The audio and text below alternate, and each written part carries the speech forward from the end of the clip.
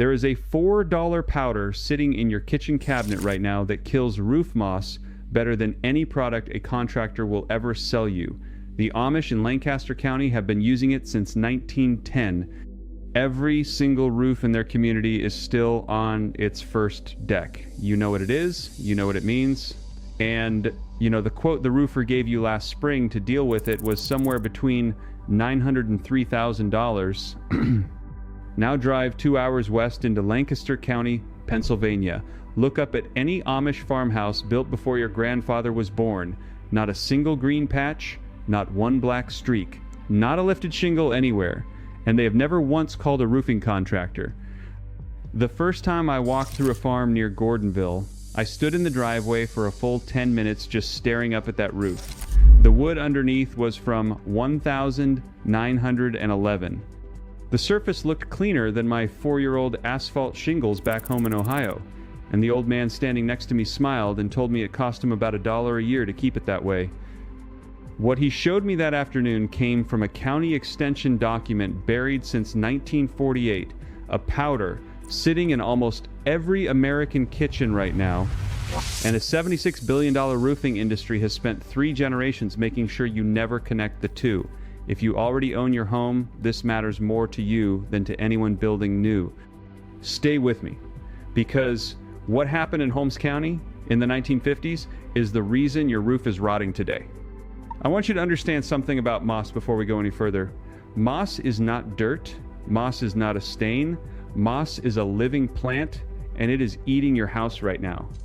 It pulls water out of the air through its leaves because it has no roots. It holds that water against your shingles for weeks at a time. Every wet day, every foggy morning, every dew-heavy sunrise, the moss is soaking and pressing that moisture down into the asphalt granules that are supposed to protect you from the weather. The Asphalt Roofing Manufacturers Association published the exact mechanism in plain English. Moss lifts the leading edge of the shingle, water travels sideways underneath, the roof deck begins to rot from below while the surface still looks intact from the ground. By the time you can see damage from your driveway, the plywood underneath has usually been wet for 3 to 5 years. That is when you get the $9,000 bill and the contractor tells you the whole deck needs replacement. Now here is what nobody tells you at Home Depot. Moss grows almost exclusively on the north-facing slope of your roof, the side that sees less direct sunlight, the side that stays damp the longest after every rain, the side with the overhanging branches you never thought to trim. In North America, moss concentrates on that one plane because that one plane holds moisture long enough for spores to germinate. Every spore that lands on a warm, sunny, south-facing shingle dies within hours. The spores that land on the shaded side find heaven. The Amish figured this out generations ago because they had no choice. When your community does not use electric pressure washers, when your budget does not include a $7,000 re-roof every 20 years, when your barn and your house and your grandfather's house all need to last a century, you learn to watch the roof the way a farmer watches the sky. You learn the difference between whether and where. You learn that prevention costs pennies and cure costs thousands. I asked the man in Gordonville how often he inspects his roof. He looked at me like I had asked him how often he breathed. Every week. Every single week, after the heavy chore of feeding, he walks the perimeter of his house and looks up.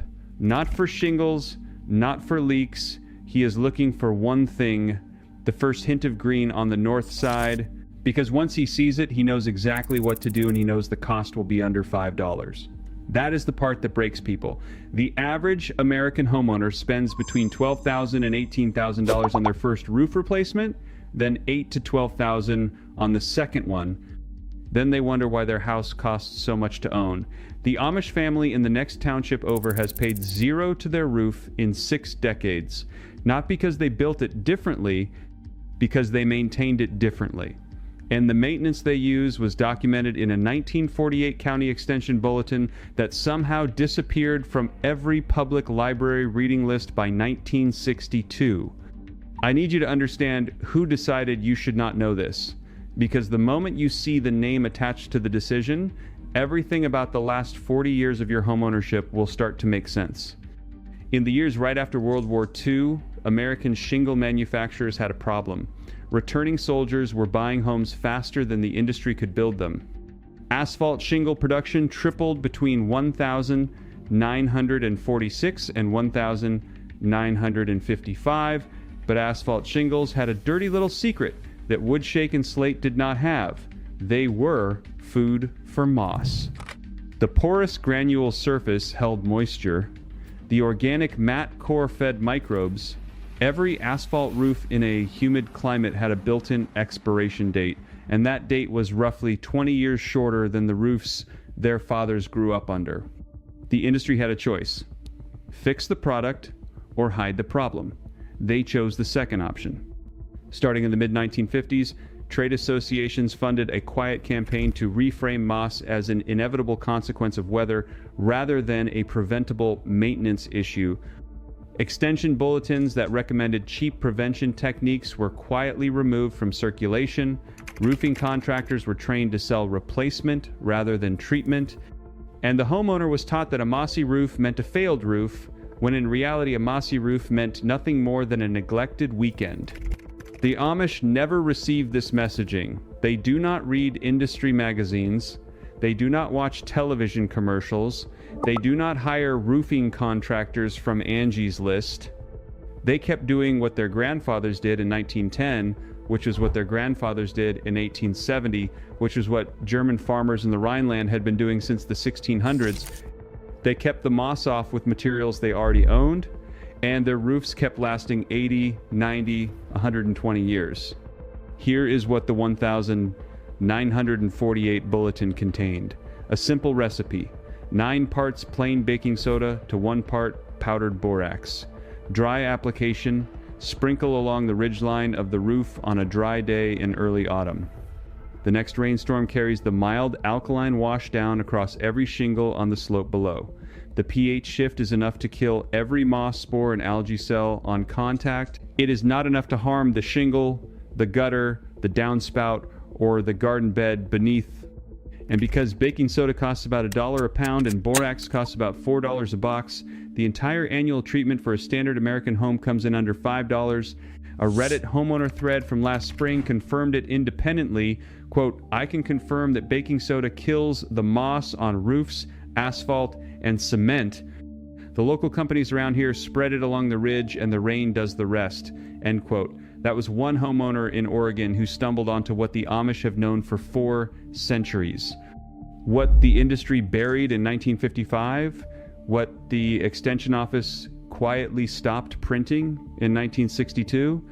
The zinc strip companies know this too. That is why they sell you a $40 strip of metal that does exactly the same job with exactly the same chemistry, only slower and weaker. When rain hits zinc, it releases zinc ions that raise the surface pH and kill moss. When rain hits baking soda on your ridge, it raises the surface pH and kills moss. Same mechanism. One costs $40 installed, the other costs 98 cents at the grocery store. But zinc strips require roof access and proper installation under the top course of shingles. That installation requirement alone is enough to funnel the average homeowner into a $200 service call. The powder method requires nothing more than a stepladder and a dry afternoon, which is exactly why you were never told about it. Now, if you already own a house and you are thinking this only applies to people building from scratch, stay with me, because this next part is specifically for you. Most of you watching right now live in a home that was built somewhere between 1955 and 1985. Your roof has been replaced at least once, maybe twice. The shingles you have up there right now are somewhere between 3 years old and 18 years old. And every single one of those shingles can be saved, extended, and protected with the same technique the Amish use on wood shakes from 1911. You do not need to rip anything off. You do not need a contractor. You do not need a permit. Here is exactly what to do this weekend. Pick a dry Saturday in September, October, or early November. You want the roof surface completely dry, and you want rain in the forecast within the next 7 to 10 days. Take a cheap plastic hand crank seed spreader, the kind you can buy at a feed store or a hardware store for about $15. Fill it with a 9-to-1 mix of plain baking soda and 20 Mule Team borax. Both ingredients are in the laundry aisle of any grocery store in America. Climb a ladder to the gable end of your roof. You do not need to walk on the roof. You do not need to stand on the ridge. You are going to reach up from the ladder and crank the spreader so the powder lands along the top 18 inches of the slope, right under the ridge cap. Work your way along the edge, one ladder position at a time. A standard 2,000 square foot home takes about 40 minutes and uses roughly 2 pounds of the mixture. Total cost under $4. The next rain dissolves the powder slowly and washes it down across every single shingle on the slope below. The pH wash kills every moss colony on contact, every algae streak on contact, and every spore that tries to germinate for the next 8 to 10 months. The roof looks cleaner after the second rain than it did the day the shingles were installed. I watched a neighbor in Millersburg do this on a roof that was 19 years old and already had dark streaks halfway down the north slope. 3 weeks later, the streaks were gone. The shingles underneath looked like they had 4 more years of life than the roofer had quoted him.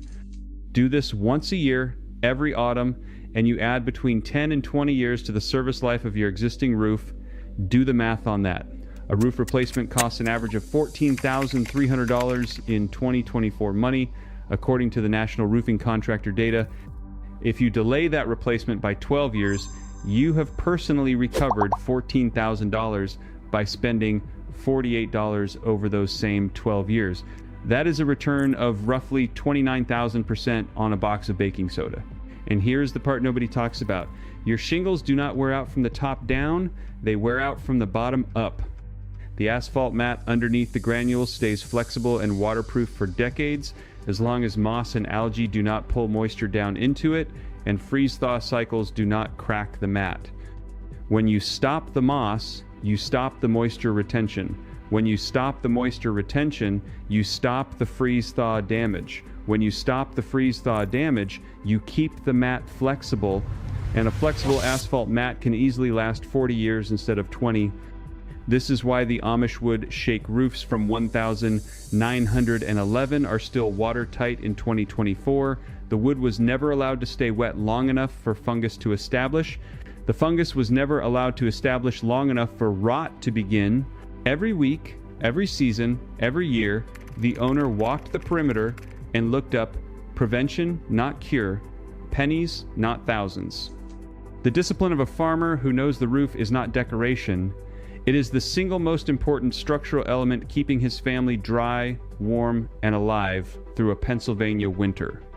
I want to tell you about the branches, because if you do not deal with the branches, even the powder cannot save you.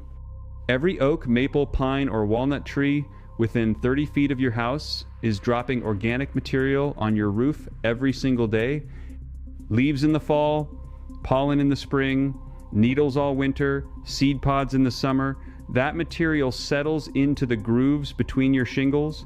It decomposes, it holds moisture. It becomes the perfect seed bed for moss spores carried by wind from a quarter mile away. The tree you love for its shade is the single largest contributor to the destruction of your roof. The Amish manage this with ruthless precision.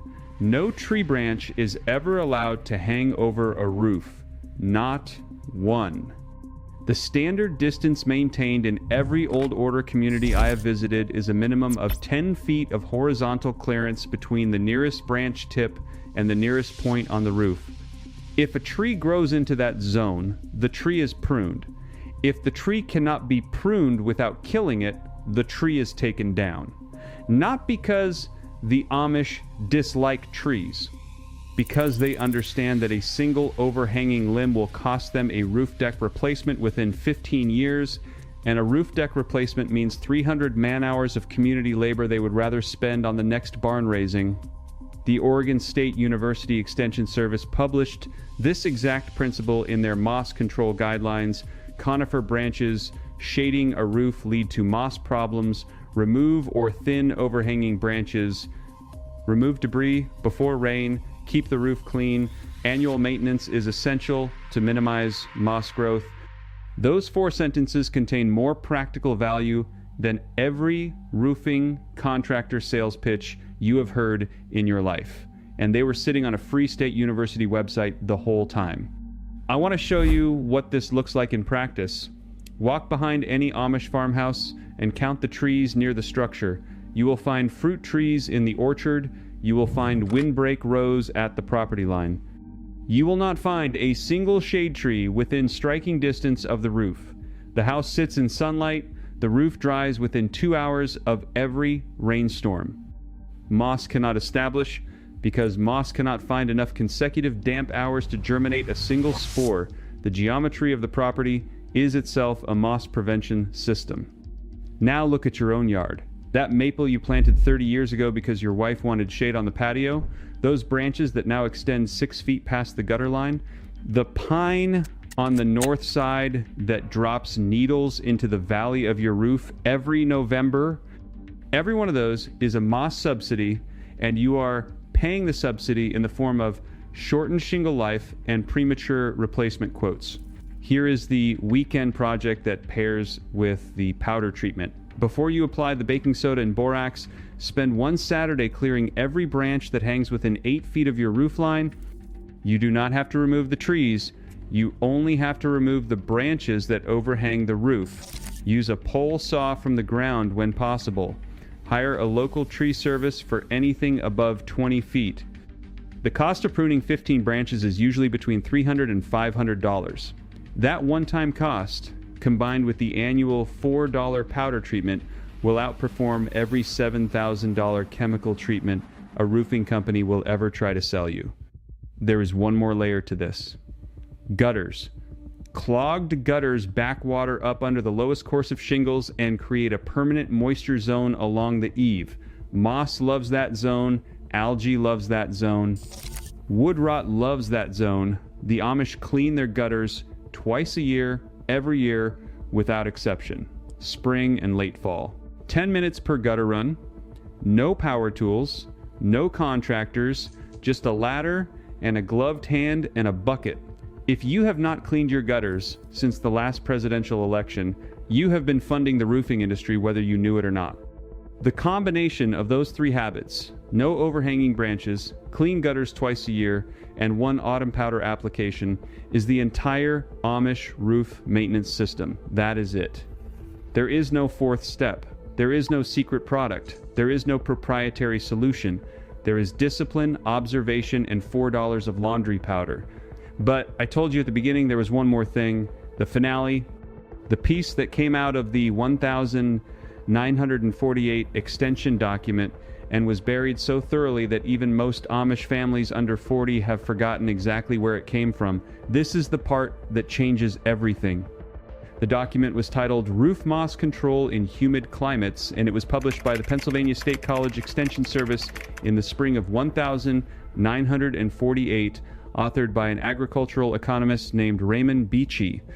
Beachy grew up in an Amish family in Holmes County, Ohio, left the community to earn a degree, and spent the rest of his career quietly documenting the farming and household practices of the old order communities before they could be lost. His 1,948 bulletin was distributed to roughly 400 county extension offices across the Northeast and the Upper Midwest. By 1962, it had been pulled from nearly every one of them, replaced with industry-sponsored materials that recommended chemical treatment and shingle replacement instead.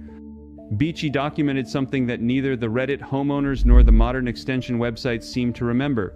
The powder treatment works, the branch clearance works, the gutter cleaning works, but there's a 4th element, and this is the one that makes the difference between a roof that lasts 40 years and a roof that lasts 120. The 4th element is the attic, specifically the movement of air through the attic space directly beneath the roof deck. Beachy observed that every Amish farmhouse built before 1920 had the same detail, a continuous opening along the ridge line of the roof and continuous openings along the soffits at the eaves. Not vents in the modern sense, actual gaps built into the framing that allowed outside air to enter at the bottom of the attic and exit at the top. 24 hours a day, 365 days a year. The constant airflow did something remarkable. It kept the underside of the roof deck the same temperature as the outside air, which meant the roof deck dried from the inside out, not just the outside in, after every rain. A roof that dries from both sides cannot stay damp long enough for moss to establish on top, and cannot stay damp long enough for rot to establish underneath. The shingles last because the deck stays dry. The deck stays dry because the air never stops moving. The air never stops moving because the house was designed 110 years ago by people who understood that a building is a living system that breathes. Modern American homes built after 1975 were sealed shut in the name of energy efficiency. Insulation was stuffed into every cavity. Soffit vents were blocked by blown-in cellulose. Ridge vents were installed but often capped improperly. The attic became a moisture trap. The roof deck became a petri dish. And the shingles above began rotting from the day they were installed. Here is what Beachy's 1948 document instructed for existing homes. Go into your attic on a dry autumn day. Bring a flashlight. Walk the perimeter where the roof meets the outside wall. Look at every soffit opening. If you see insulation blocking the airflow, pull it back by 8 inches. Install a simple cardboard or foam baffle, available at any hardware store for about $2 each, to hold the insulation away from the vent. Do this every 4 feet along every exterior wall in your attic. The total cost for a standard home is between $30 and $60. The total time is one Saturday afternoon. That single afternoon of work, combined with the annual powder treatment and the branch clearance, replicates exactly what the Amish farmer in Gordonville has been doing since his grandfather built the roof in 1911. The roof dries from both sides. The moss cannot establish, the deck cannot rot. The shingles last 2 to 3 times their rated service life. And you stop being a customer of the $76 billion roofing industry for the rest of your life.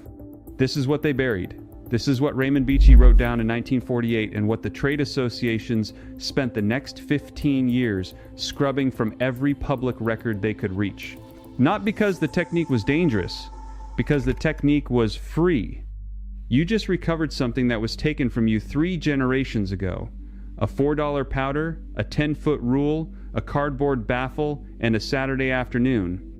That is the entire system that has kept Amish roofs watertight for 120 years while your neighbors replaced theirs 3 times. If you are the kind of person who believes that real knowledge has been quietly pushed aside to protect someone else's profit,